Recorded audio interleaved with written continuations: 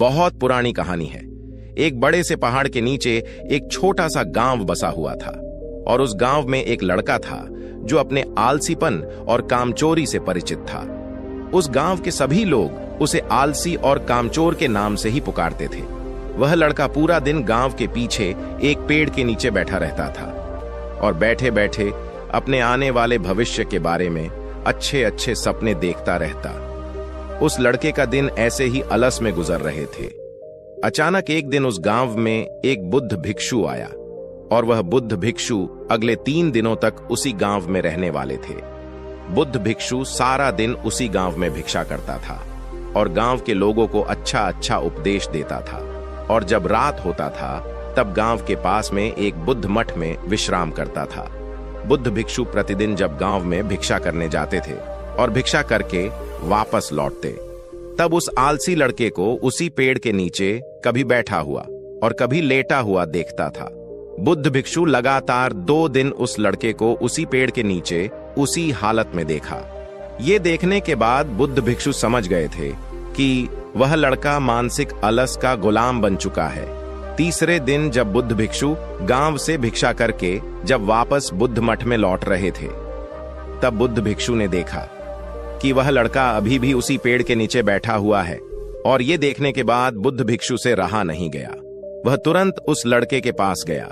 बुद्ध भिक्षु ने उस लड़के से कहा, बेटा, तुम्हारे लिए मेरे पास एक छोटा सा काम है। मैं चाहता हूं तुम उस पहाड़ी की चोटी तक जाओ और वहां से मेरे लिए एक पंख लेकर आओ। उस लड़के ने बैठे बैठे अपने गर्दन घुमा के उस पहाड़ की ऊंची चोटी की तरफ देखा और उसके बाद बुद्ध भिक्षु से कहा, यह काम मुझसे नहीं हो पाएगा क्योंकि वहां तक जाने के लिए मुझ में उतना ताकत नहीं है। बुद्ध भिक्षु ने कहा, मुझे जिस पंख की तलाश है वह उस पहाड़ी की शिखर पे भी नहीं मिलेगा। वह पंख उस पहाड़ी की दूसरी तरफ एक गुफा के अंदर मिलेगा, और उस पंख को हासिल करने के लिए उस पहाड़ी के शिखर तक चढ़ के दूसरी तरफ नीचे उतरना पड़ेगा। बुद्ध भिक्षु ने कहा, वह पंख कोई साधारण पंख नहीं है। तुमने उस पंख को आज तक कहीं भी नहीं देखे हो। वह पंख बहुत ही अनमोल, दुर्लभ और बहुत ही सुंदर पंख है। बुद्ध भिक्षु की इस बातों को सुनकर उस लड़के की मन में उत्सुकता जागा, क्योंकि उस लड़के ने आज से पहले उस पंख के बारे में आज तक नहीं सुना था, और ऐसे दिलचस्प सफर के बारे में सोचकर अंदर से एक प्रेरणा जगा। और बुद्ध भिक्षु से कहा, आपकी ये दुर्लभ पंख मैं लेकर आऊंगा। ये कहने के बाद वह लड़का बिना कुछ सोचे सफर में चल पड़ा। वह सफर बहुत ही कठिन था, क्योंकि पहाड़ी के रास्ते की उतार चढ़ाव में वह लड़का जल्दी ही थकने लगा।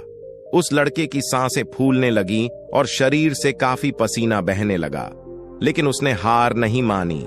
वह पहाड़ी के ऊपर चढ़ता ही गया। जैसे जैसे वह ऊपर चढ़ने लगा, उसे वैसे वैसे उसे जोश आने लगी, जो आज से पहले कभी भी वह ऐसा जोश महसूस नहीं किया था। बहुत कोशिश और कड़ी मेहनत के बाद जब वह लड़का आखिरकार उस पहाड़ी की शिखर तक पहुंचा, तब वह बहुत ही थक चुका था, लेकिन वह लड़का बहुत ही खुश था। उसे अंदर से आत्मा संतुष्टि का एहसास हो रहा था और उसके चेहरे पे एक अलग ही मुस्कान थी। वहां से प्राकृतिक सौंदर्यों को देखकर वह और भी मुग्ध हो गया था, लेकिन उसे पहाड़ी के दूसरी ओर उतरना था और उस गुफा को ढूंढना था जहां बुद्ध भिक्षु ने पंख के बारे में बताया था। नीचे उतरना और भी ज्यादा कठिन था, क्योंकि नीचे की ढलान ज्यादा खड़ी थी। पहाड़ी में चढ़ने के वक्त वह लड़का बहुत बार लड़खड़ाया और गिरा भी था, इसलिए उसके अंदर एक डर भी था।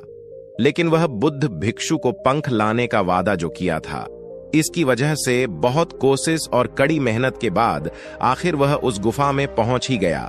जब वह गुफा में पहुंचा तो देखा कि वह पंख गुफा के अंदर ही पड़ा हुआ है, जो गुफा में आ रही रोशनी से चमक रहा था। वह पंख को अपने हाथों में लिया और पंख की सुंदरता को देखकर आश्चर्य हो गया, क्योंकि वह ऐसा पंख आज तक नहीं देखा था।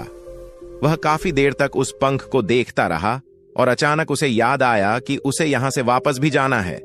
वह पूरी तरह से थक चुका था। वह सोच में पड़ गया कि वह फिर से उस पहाड़ पर कैसे चढ़ेगा और ये पंख बुद्ध भिक्षु तक कैसे पहुंचाएगा।